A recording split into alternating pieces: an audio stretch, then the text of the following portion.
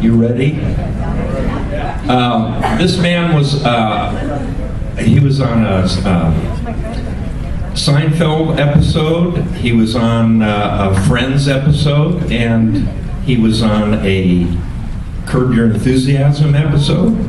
He's a good actor, but also a great comic, and he just got back from entertaining our troops overseas in Iraq. So, not that long ago. Okay, please welcome Barry Diamond.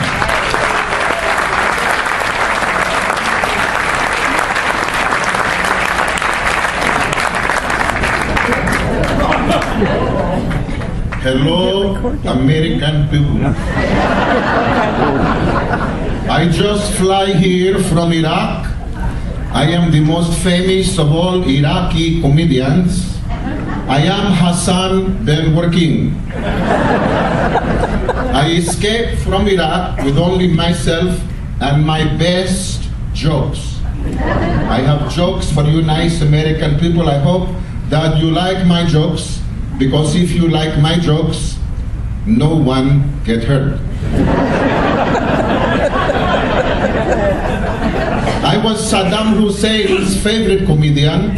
He loved my show. He always came to my show whenever I perform at Sun City Shadow Hills in Baghdad. He come to my show, I never forget, he said to me, he say, Falafel Top, which was my comedy name in Iraq, Falafel Top. He say, Falafel Top, I love your show. You make me so happy. Is there anyone I can kill or injure for you? Saddam Hussein gave me my very own television show in Baghdad called Last Comic Standing. Now this is only place you can see me perform here at Sun City Shadow Hills Comedy Club, because I am on no-fly list.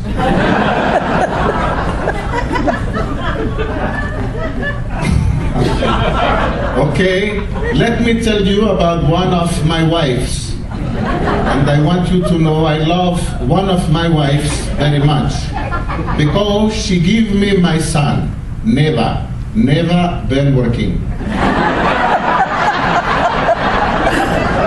And of course our twins, coulda and shoulda. But I want to take a moment to talk with you about my son, never been working. I love him so much. I love him so much. Unfortunately, he is good for nothing, useless piece of shit. All he do, he sit home, he smoke hashish, he play video games. One day he come to me, he said, Papa, I want to do something important with my life. I think maybe to someday become suicide bomber. Because when you go to heaven, 72 virgins wait for you when you get there. And I said to him, I said, never been working.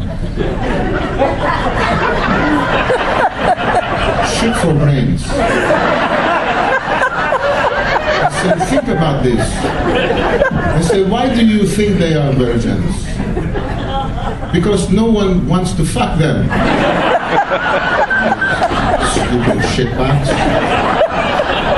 Think what you're about to blow yourself up for, you schmuckhead. But I love him so much.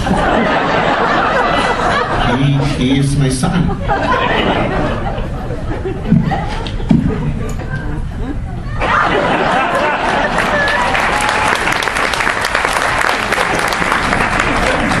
Thank you very much. I'm glad you enjoyed that short presentation. How about another round of applause for Ronnie Kenny.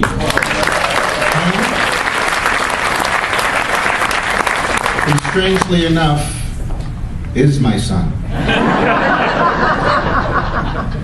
He's my oldest boy. I had him at a very, very young age. I was 8 years old. And I was involved with a woman actually twice my age. And we had Ronnie, God bless him. I remember when he was just a little baby, I used to change his diapers when he was a little baby. And I told him, I said, you know, if you live long enough, I will probably get to do that again.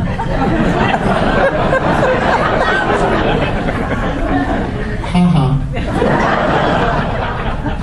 Anyway, my name is Barry Diamond. That is not my real name, of course. My real name is Lakeisha Washington. I'm a Scorpio, and I don't like white people. That's all I'm going to say about that. Anyway, my name is Barry Diamond. I am not from here. I'm from back east. I am from China. I am a China man. Or at least I could be if there was actual Chinese emergency situation. If there was an emergency, they need a China man, shit, I'll be there. Well, that's what I'm about, baby. Being a China man and being in the roofing business. That's right, I'm a roofer, and I'm proud of it too. Now I told my boss man when I went away from him in the roofing business, I said I work for you and all, but I don't like white people because they smell like wet chickens. Anyway, that was my last day of work. I found out a long time ago, man, I'm too light for heavy work and too heavy for light work. Also, work is for homosexuals. And if it's one thing that I'm not, it's a worker.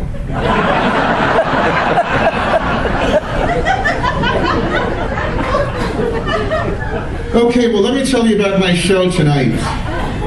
Let me tell you what you good folks are about to see for the next 2 hours and 71 minutes. First of all, there's not going to be any further profanity in this show. I believe that any comedian who needs to be profane in order to be funny deserves to be punished to the full extent of Sharia law.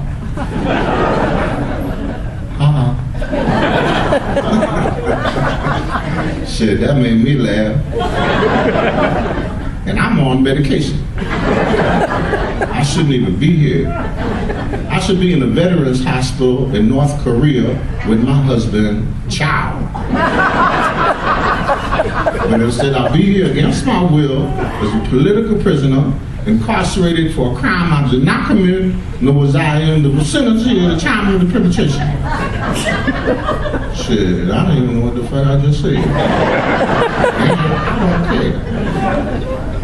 Anyway, I'm not going to say any bad words in this show, because I think anybody who says bad words is a bad person. Hello? So I'm not going to say any F-bombs. I'm not going to say any C-words, any N-words. I'm not going to use any words in the remainder of this show that contain actual letters.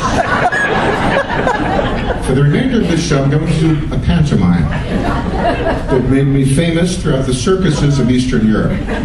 If any of this seems familiar, feel free to pantomime along. I will be at the snack bar.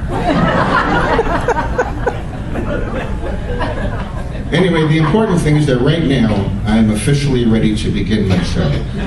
Everything I've done so far has nothing whatsoever to do with my show, and I completely disassociate myself from the shit you had to just sit through.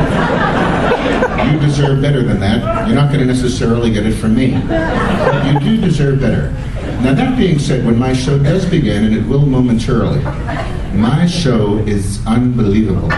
There's jugglers, clowns, acrobats, little chimps on roller skates that skate under your tables and grab your balls. And then they just skate away. Why? Because you're chimps. You know, some of you are looking at me like this is a documentary. Starting to scare the shit out of me and the animals that I brought with me from the UCLA Primate Center in Los Angeles. But let me tell you about the show. That I'm not going to say any bad words in the show, so I don't want to offend any of you good Christian folks. So I hope you're Christian, because if you're not, you're going straight to fucking hell. All right, you'll see. I myself am a very religious man. I mean, you wouldn't know it from my size and weight, but it's absolutely true. I'm a Mennonite. Our people are from Krypton, and we believe that our Lord and Savior is Superman. I don't know how many of you know this, but Superman, much like Jesus, also was born Jewish. Absolutely true. His real name isn't even Superman. His real name is Superman.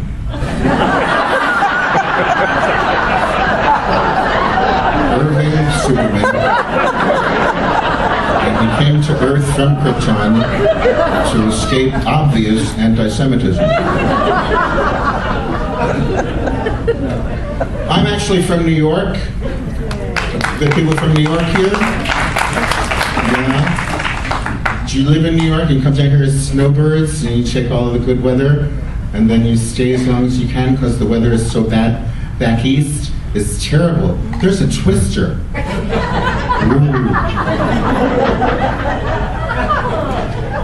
I grew up in New York. I was born in a small log cabin in Midtown Manhattan to a farm family. We had a small piece of farmland right in the heart of Midtown that we farmed diligently and furiously because of the traffic. Because the buses would come and squash our crops and just fuck up our farm. And it was terrible and unnecessary. I actually grew up in the Bronx, New York. You want to start some shit here? I grew up in the Bronx, New York, which was a great place to grow up if you were a bullet. I grew up in a low-income housing project. Everybody in my neighborhood was black or Puerto Rican. Even my own family was. And that fucked me up for a number of years. It fucked up my bar mitzvah. Very bad. I grew up in a low-income housing project because my family was very poor. We didn't have any money. We didn't have any food, water, or oxygen. All we had was each other. And we didn't like that. But growing up there was great. It was just like here in Indio, only completely different. Halloween was a great time as a child in the city because we had apartment houses. You could knock on literally thousands of doors. The only problem is you knock on that many doors, sooner or later some lunatic is going to put something crazy in your trick-or-treat bag. I remember I was 9 years old, some maniac put 3 hits of speed in my bag, and I trick-or-treated my ass across New Jersey.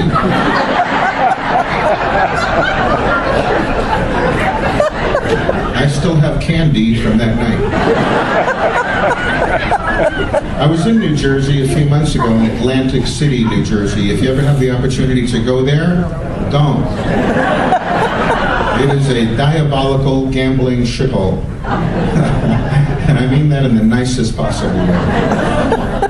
It is, they bus in elderly people every hour on the hour to gamble with their Social Security checks. It is so cruel.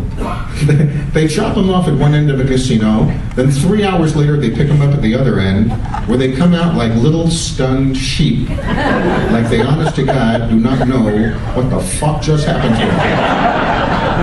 You can hear elderly people yelling after each other, "Get on the bus before they make us go back in the casino! You son of a bitch!" Then they have a little sign on the front of the bus on the way out of town that says, "If you are wearing a shirt, you're a winner." I saw something that scared the hell out of me. Some guy lost all of his money playing blackjack, and everybody standing around him, watching him lose a fortune. And finally, he lost everything. He got up from the table and literally just flipped out. He ripped off his clothes, ran across the casino naked, holding onto his weenie, screaming, "Somebody get this thing off of me." Even the chimps had never seen anything like this. I work in gambling towns a lot. I almost fell down. You see that? Shit, I almost fell down. It would have been like a workman's compensation situation. I'll get my witnesses say, "Yeah, man, I saw the comedian. He fell down on a defective microphone stand. It wasn't his fault. It was terrible. He fell down, and all his shit got upset, and the Super Bowl ring flew off." What the fuck does a comedian do with a Super Bowl ring? Shit, that made me laugh, and I'm on medication. There's going to be a quiz on this show when it's over. Anyway, so I work in gambling towns a lot because it's very difficult to get people to come to my house to do a show. I'm going to be in Las Vegas over July 4th weekend at the MGM Grand at Brad Garrett's Comedy Club. If any of you happen to be there, do not hesitate over that weekend, July 4th, to call me in my room at the MGM. Say, "Barry, we saw you at Sun City. We have decided to give you a second chance here at the MGM. Is it possible you could hook us up with tickets to your show and maybe comp my wife and kids to a room and meals?" A lot of comedians wouldn't do that. I will at least take the call. Whenever I work in Las Vegas, I drive there from my house in Venice Beach, where I live. I just bought a $6 million beach house right on the Pacific Ocean with the money I make here on a night like this.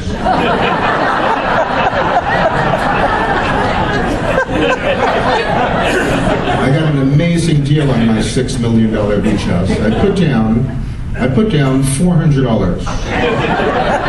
And I have a mortgage of $87,000 a month. So my idea is to live there for 3 months until they throw me the fuck out of there. And hopefully by that time the house will appreciate in value that I could sell the house, take the profit, and find somewhere for me and the chimps to live. Bambi, Coco, and Bosco, who will be running through the room very, very shortly with buckets, collecting money for, we're actually doing a fundraiser tonight. We are raising money for poolless children in Palm Springs. I don't know if you know this, but there are dozens of kids in Palm Springs who do not have private swimming pools. So we're asking you to dig deep and help. And help these kids. Because in the summer it's so hot and they have no place to swim. Oh God. Anyway, the chimps will be coming through the room shortly with pockets. We ask you to be generous, put in cash, jewelry, your wife. I don't give a shit what you throw in there, as long as it has some monetary value. So whenever I work in Las Vegas, I drive there from Venice. It's 285 miles across the desert. And I have gotten some amazing speeding tickets trying to get there over the years. I got a ticket once for $375. I was going 90 no, actually that one I was going 105 in a 55. And the highway patrol guy pulls me over. He says, "Do you have any idea how fast you were going?" And I'm thinking, if I tell this guy I was going 55, he's going to blow the back of my head off. So I said, "Shit, I don't know. How does 90 sound? Are we in the ballpark?" He said, "I got you at 105 on radar." And I said, "Are you talking to me?" He looks at me and said, "You know, your eyes look a little weird. Have you been drinking?" And I said, "You know, officer, your eyes look a little glazed. have you been eating donuts? I remember there was a warning shot fired. Then I got a ticket once for $450 driving to Las Vegas, and I was only going 90 in a work zone. They double the penalty. And they used to have signs on the side of the road years ago that said patrolled by aircraft. They had signs on the side of the road because they would have they would monitor you from the air. So I'm following this guy at 90 miles an hour, figure what are the odds, 2 highway patrol guys are going to show up. And sure enough, 2 highway patrol cars pulled out of a rock in the desert and nailed both of us. So the first thing was check my speedometer, and I'm thinking, this ticket can't possibly cost more than a couple of $100s. So he goes up to write it up. He comes back for me to sign. It said $450. I thought he was making an offer to buy the car. So I had to go to traffic school for that ticket, and I'm telling you, I have been to traffic school all across the United States. I am 3 points away from a master's degree. And I'm hoping to acquire those 3 points and ultimately go on and teach at a major university. Which coincidentally is where I got my last speeding ticket, was in Princeton, New Jersey. I had a gig in Princeton, and after this is a true story, I swear to God. After the show was over, I got a hamburger at the Princetonian Diner on US 1 to take back to the hotel. So I get the hamburger and I put it in the trunk of the car because I knew if I put it inside the car with me, I was going to start eating the hamburger before I got back to the hotel and the television. So I wanted a fully intact hamburger to take back and enjoy after my show, because that's how fucking exciting my life is.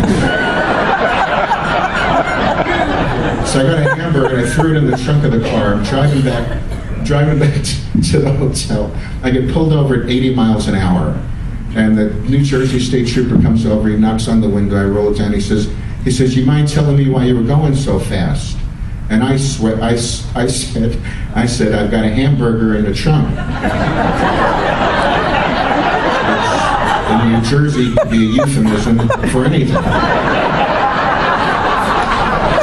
So he said, "Let me see your license." I show him my license. He goes back to his car. He leaves me there for like a half hour with every light in his car blasting down on the back of my car. I thought I was in Close Encounters. I thought his car was going to lift off the ground and just shoot off into space.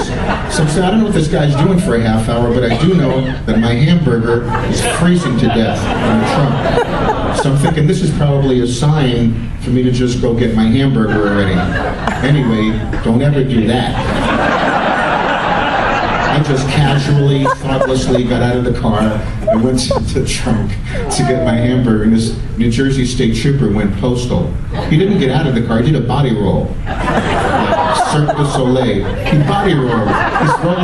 He's rolling on the ground. I'm watching this. Then he pulls out his gun and he points at me, starts screaming at me to get away from the trunk. And he's yelling at me to get away from the trunk, and I'm yelling at him, I got a hamburger in the trunk. I'm not close to getting shot and killed over a hamburger because I love my burgers. A real man has got to have his burgers or his barbecue going on. If you're a real man.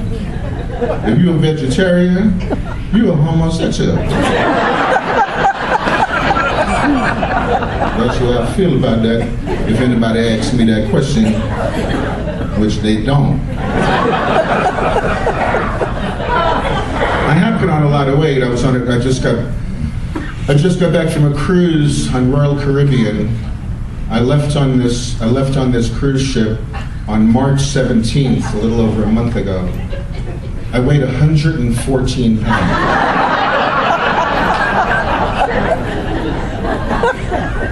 And then the first time I did a ship was on Holland America about a year ago, which arguably may have some of the oldest passengers I've ever seen anywhere. I was watching them getting on the ship. They're getting on in wheelchairs, walkers, oxygen tents, hospital beds. They're carrying them on in gurneys. I thought the ship was thought the ship was going to Lourdes. I'm telling you, man, the average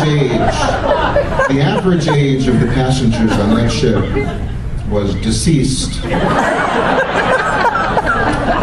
And I was doing my show, I'm about 5 minutes into the show, and all of a sudden a very old man on this side of the room started to throw up. And about 20 rows behind him, I heard people going, "Something stinks!" And in the middle of this huge room, people are going, "What's that stinking?" By the time we got to the far end, people were going, "Holy shit! The ship is sinking!" I'm watching this whole thing unfold in front of my eyes. So I said, "Look, I got good news and bad news. The bad news is the ship needs to be sinking, but the good news is that the buffet is staying open an extra half hour. Because I know if this ship goes down, a lot of you are not going without a sandwich or a piece of cake." I hated that ship. I'm telling you, man. I knew I was in big trouble the moment I got on that ship. And I noticed that the people who were waving bon voyage looked happier than the people on the ship.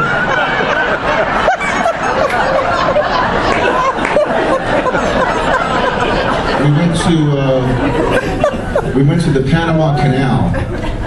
We left on March 17th out of Lake Tahoe, Nevada. And we took the ship as far as we could in Lake Tahoe. And then at some point, everybody got out of the ship. Passengers, crew, livestock, chimps, everybody. And we carried the ship to Galveston, Texas. It was a fabulous adventure. We carried over the mountains and through the forest. And we saw little forest animals, little squirrels. Little squirrels attacked our ship and scared everyone. And then we crossed over into Arizona, and there were Indian attacks. Apache Indians attacked our ship and captured our school marm. And then we picked up another one in El Paso. And then we went on to Galveston and plunked the boat into Galveston Bay. And then we just sailed on to Panama. Any questions? So I had never performed on a cruise ship before. And I'm sure you can imagine it's a unique experience to perform, for a comedian to perform on a cruise ship. Because they got to understand what the fuck you're saying, right? I mean, everybody here is we're all from, North America, for the most part, and understand English. On the ship, you don't know what you're going to get, man. People come into the room where you're performing who do not understand English. People come in who have never seen a comedian before. People come into the room because they think there may be food in the room that they're going to. So it can be very, very challenging. And some friends of mine who have done cruise ships a lot, they gave me some advice before I went out on the ship, before I did that gig on Holland America a year ago. And they said to me, they said, "Lakeisha," they said, "if you're going to do a cruise ship," they said, "do your show." And they said, "when your show is over, go back to your cabin and fucking stay there." They said, "don't ever leave the cabin." I said, "Why?" He says, "because you need to stay away from the passengers, because they all have comment cards and they're not afraid to use them, and they're looking for shit to complain about, and they're looking for anything. You're an easy target, and stay away from the passengers." So I did my show, and a couple of days later I'm walking around the ship, and a woman came up to me who apparently the people she came with on her vacation just couldn't stand her anymore, because she was really like whacked out, and they just cut her loose from the herd and left her by herself. Nobody she came with would talk to her. So she discovers me from the show. She comes up, she goes, "You're the comedian, right?" She says, "You work on the ship." I said, "Yeah." She says, "Can I ask you a question?" And I said, "Yeah." She said, "Does the crew also sleep on the ship as well as the passengers?" I said, "That is a great question." I said, "A lot of people don't know this. The crew does not sleep on the ship." are actually airlifted in at 4 o'clock in the morning. And if you really want to make your vacation, about 3:30, come up to the top deck and bring a video camera because you don't want to miss this. There are hundreds of helicopters and small aircraft dropping third world crew members onto the ship. Some of them don't even hit the ship. Some of them just land out in the open ocean and they are eaten by giant sea animals. You fucking idiot. Which is exactly where I got fired. Because she went down to guest services and she went batshit crazy. And the cruise director calls me, he goes, "Can you come down to the cruise director's office, please?" And I said, aye, sir. And I walk in and he goes, "Did you call a passenger a fucking idiot?" I said, "Hey man, she asked me if the crew slept on the ship. What would you call her? Smart?"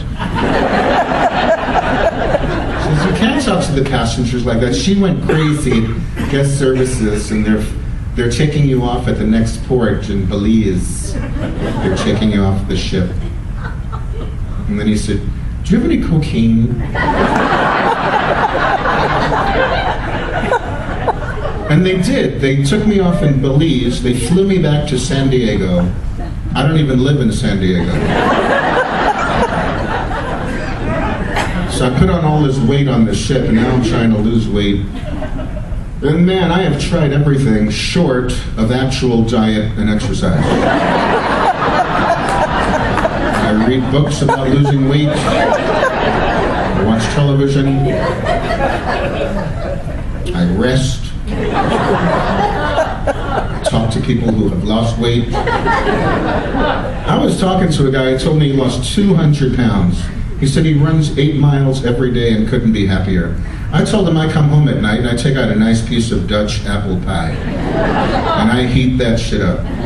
I put some vanilla ice cream on top of that and I get a nice cold glass of non-fat milk. Because let's face it, who needs the calories?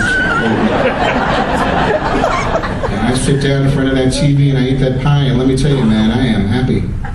I said, "You mean to tell me you're happier running and sweating and bleeding for 8 miles than I am eating pie watching television?" He said, "Yeah." I said, "This conversation is over." I have made an effort, though. I went to the gym today, right here at Sun City Comedy Club, Shadow Hills. I was on the Stairmaster for 45 minutes this afternoon, sweating my ass off, and I'm telling you, all I'm thinking about is what I'm going to eat when I get off this fucking machine. You know what they should have right by the Stairmaster? A buffet master. I can't believe nobody thought of that. I thought of that. I'm on pharmaceutical heroin. For all intents and purposes, I got a monkey on my back. But I was always a fat kid. I played football when I was in high school in New York. We once lost a football game 72-6. And I had to come home and tell my older brother. He said, "Holy shit, man, 72-6. They said, what did everybody on the other team have a football? Because if everybody has the football, you just can't catch everyone.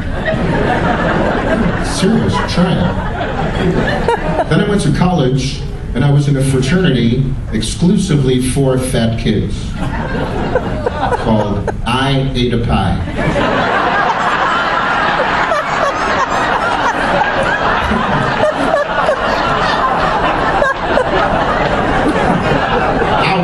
I was blueberry because pie is good for you, you understand? I mean, not the cream pie. Shit, the cream pies will kill you, but like the fruit pies, I could live the rest of my life on an apple pie and an egg muffin. Because the egg muffin got all of your basic food groups. You got your egg and meat group, you have your cheese and dairy group, and most important, you have your muffin group.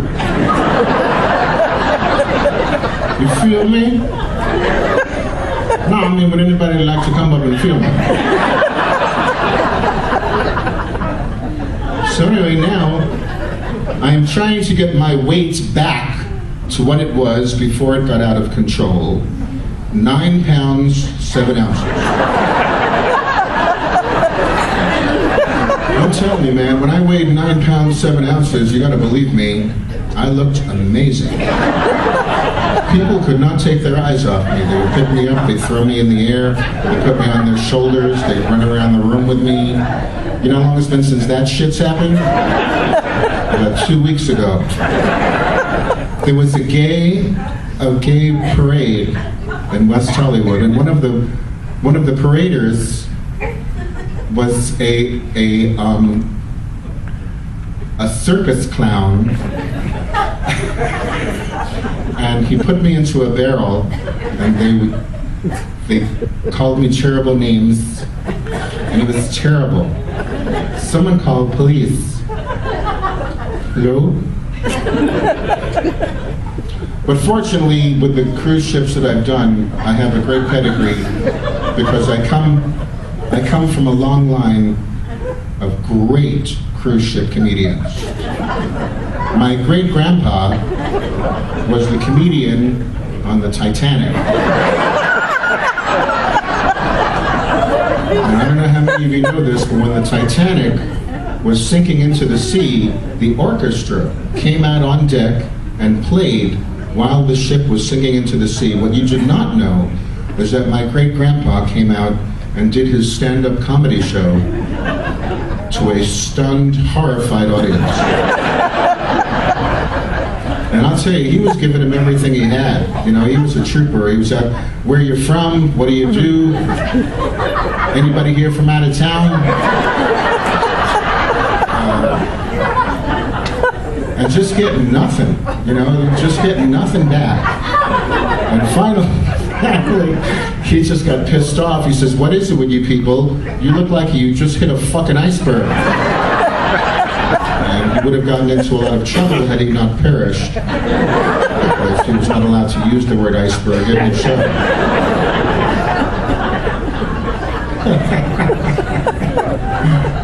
But he was a trooper. When I came back from my cruise ship experience, when I came home, I had eaten so much sweet shit on the ship, I had a toothache. And I went to my dentist said, "You gotta pull my tooth out." I said, "Well, it hurt." He said, "No, man, I'll give you a shot." And I said, "I'm scared of needles." So the dentist said, "Well, I could give you some gas." And I said, "You know, I'm allergic to gas, it'll make me sick, I'll throw up in the chair." So the dentist said, "Well, I'll give you some Viagra." And I said, "Shit, man, would that kill the pain?" And the dentist said, "No, but if you use something to hang on to, then I'll pull your tooth out."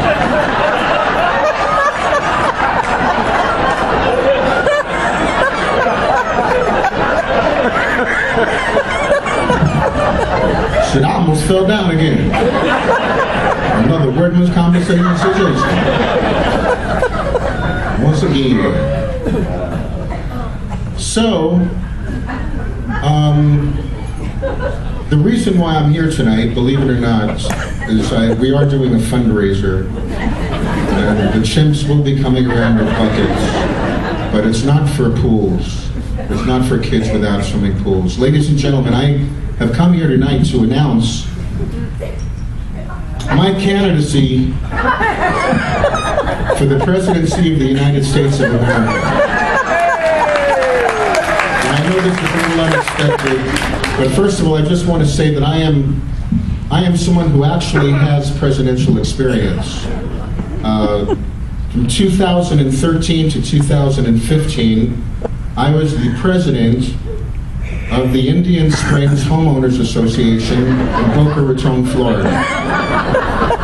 And I can tell you this, there is nothing to prepare anyone more for the presidency of this great nation of ours than having the experience of being the president of a homeowners association. It is difficult and it is dangerous. To give you some idea how dangerous, the previous president was assassinated. Also, I want to talk to you about the wall that we're going to build. As president, we're going to build a wall that's going to stretch all across our southern border.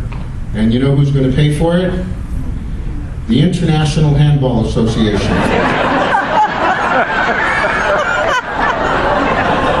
Because if you know anything about the people from South America, they love handball. And they're going to come exhausted to our southern border and see state-of-the-art handball courts and handballs just laying around.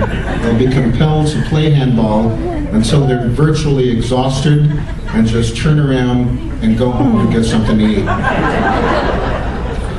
Also, we're going to replace Obamacare finally with something I like to call I don't care. And the way it works is everybody in this great country of ours will be covered with state-of-the-art health insurance. Unless you get sick. Then I don't care kicks in immediately. So in a couple of moments, the chimps will be going around the room with buckets, and please contribute to this worthy cause, because I will be a great president. I am not a liar. I am not a sexual predator. I am a shoplifter. I'll tell you that, and that's about as bad as it gets. And my campaign slogan is basically, if you like it, take it.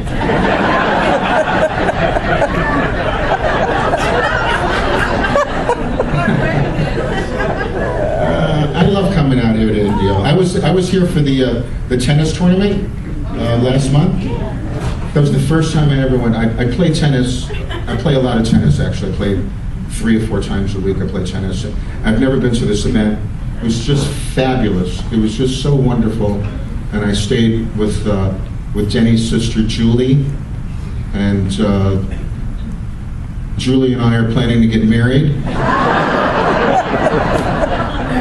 And not just because I love Julie, but more importantly, because I want Denny Johnston to be my father-in-law. Or to be my brother-in-law.